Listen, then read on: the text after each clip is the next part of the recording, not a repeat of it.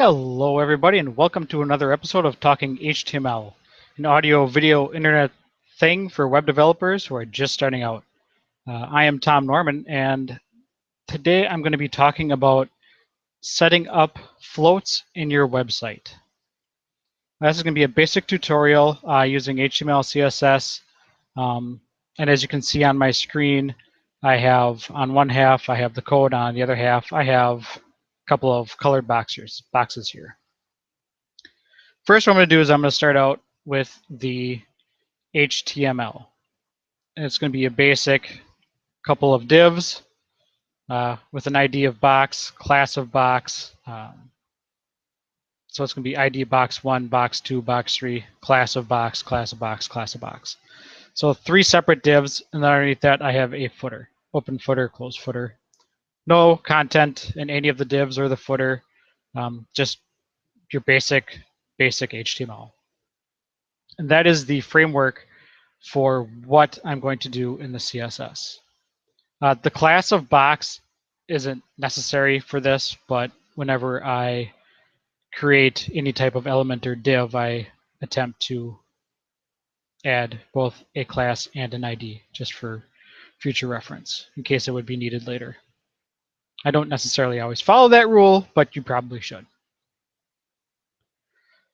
So to start out, I'm going to style the body with a width of 980 pixels, and this is going to be all basic styling. I'm going to have a box 1, height of 400 pixels, width of 300 pixels, a margin of 10 pixels, and a background of 0, 0, 0. This is going to be this first box here on the left that is black.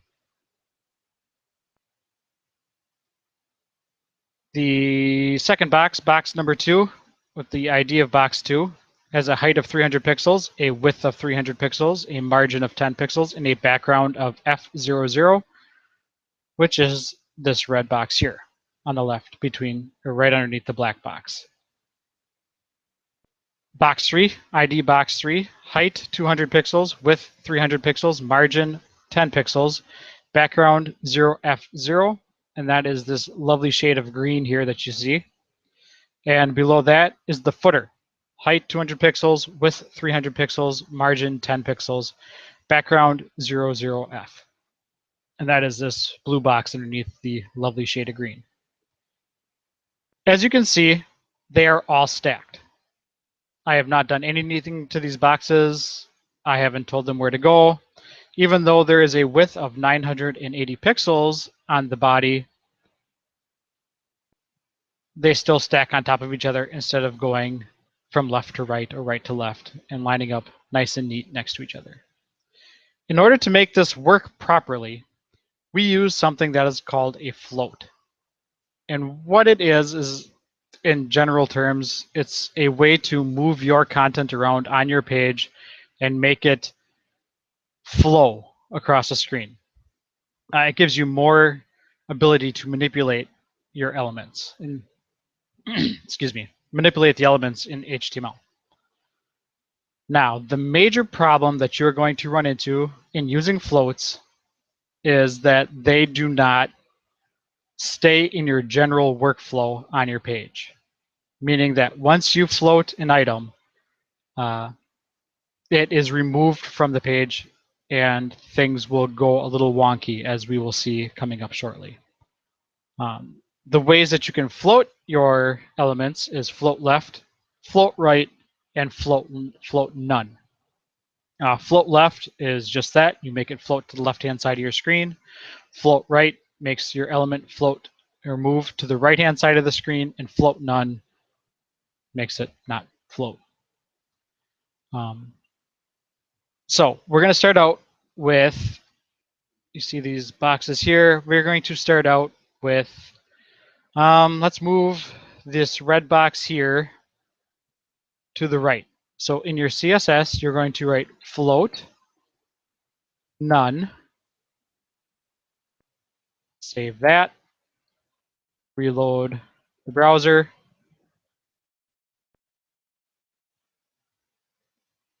And it is not working.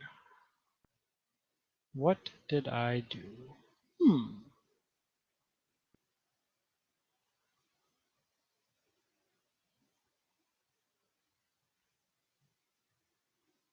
Oh, I'm an idiot. I said float none because that's just what I was talking about. Float right. How does that sound? So we're going to save that. Back to the browser window, reload, and the box has now moved to the right-hand side of the screen. We can do that for, let's try the green box, float left, save that, reload. Now, something weird has happened. The green box that we just floated to the left has stayed in its position.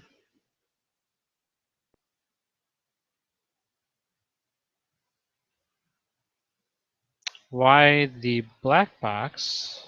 Oh, because that is in. All right. So we have the left green box or green box floating to the left. And what that did is it removed it from the workflow, which has caused the box underneath it, the blue box, the footer, to move up and float or move underneath the green box. You can see a little bit of the blue sticking out above the top. And that is what I mean when I say that the content is removed from your workflow. Now, if I were to, as you can see, the black box here is still, in its place. If I were to float that to the right,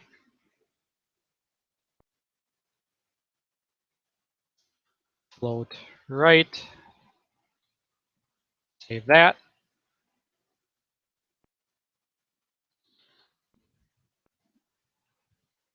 It has moved the black box to the right. Now it has moved the red box to the middle. And a general rule of thumb is whatever is highest in order, meaning towards the top of your content, will be the first thing to be in that progression. So since the black box is first in progression in the content, here it says div ID box 1 is above div ID box 2, which means that your website reads it as first in line.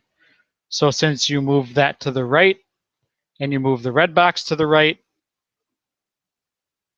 box 1, the black box, is first in progression. So that moves the box 2, which is second in progression, to the right. And since the green box, box 3, was floated to the left, that stays to the left. If I were to move that to the right, float right,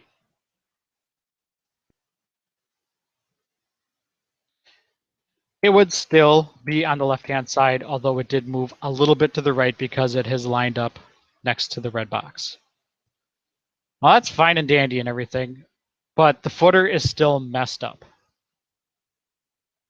And that can be a major problem because it is hiding your content, and you want your footer to float or be at the bottom of your screen or below the content. So in order to fix this float problem, what you will do is enter in clear. So we're going to go down to the footer, enter clear, C-L-E-A-R, and there's a couple ways you can do it. You can do clear left, clear right, or clear both. Clear left means that you are moving your footer, you are clearing the content, anything that is floated to the left. Same thing with clear right. You are clearing or moving that element below anything that was floated to the right. Clear both means that you will move that element below anything on your page that has been floated or within that content area. So if you have nested divs and stuff, it'll clear to the lowest possible denominator of that container. So since we only have 4 boxes, all contained into one container, the body, if I clear both, well, let's just clear left first and see what happens. So we're going to clear left. In theory, oh, that's because it's all floated to the right. So it's clear. Right. Save. It has dropped below all the content because it is clearing the stuff to the right.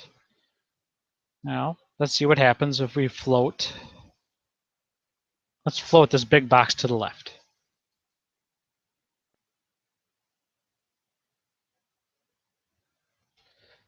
As you can see, because the footer is only clearing the content to the right, it has moved up and kind of worked its way into the black box. And that is because I'm assuming it stops a little bit above the bottom part of the black box because the red box is not as tall as the black box. So if we float that red box to the left, that should move the blue box up a little bit more. As you can see, I floated the red box to the left, and the blue box, the footer, has moved up again because the red box has been taken out of the workflow using the float, and the footer is only clearing the content on the right.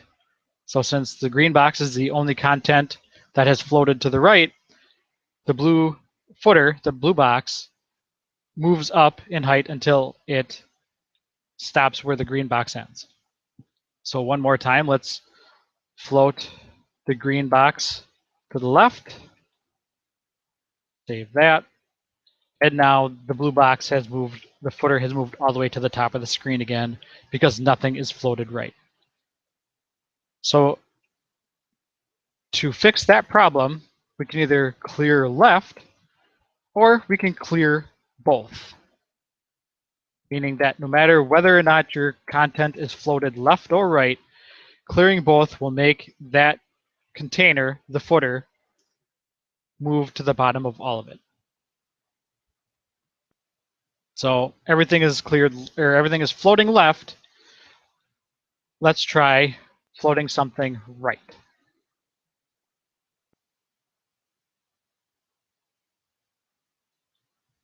Now I floated the red box to the right, and the blue box has not moved at all. Now, if I move the black box to the right, box 1, float right, footer stays exactly where it should be. It does not move up. It doesn't move in any direction at all. It stays at the bottom part of the black box where it should be because it is clearing both the left and the right floats. Now, all of this code will be in my show notes, and I will also put it in the notes of the video. So I encourage you, play around with it, try to break it. That's how you learn. Mess around with adding more boxes, add different divs, add different containers, nest containers. Try to break it. I highly recommend messing around with as much as possibly, as much as you can. And that's going to do it for today's show. So if you have any questions about floats, hit me up on Twitter at Tom M. Norman or at TNPW Design. I'm on Google+, YouTube, what else? LinkedIn. I'm on pretty much everything. So hit me up. Go to webdevpod.com for all my shows and links and anything else that I may have up. Right now, just the shows are up. I am looking to add some more content. In theory, I will be writing some articles, hopefully soon. And go to iTunes, Stitcher, that's where you can get the show. Whenever Google Play Music gets podcasts, you'll be able to go there and pick up the show. It's on a couple other podcatchers that iTunes sends it out to. So pretty much anywhere you can get a podcast, you can find my show. Give me a rating. hopefully 5 stars. Any stars is good stars. Leave me a comment. I really want to know what you guys think of the show and how I can improve it, or what you think I should cover in the future. And with that, that's going to do it for today's episode. We'll catch you next week.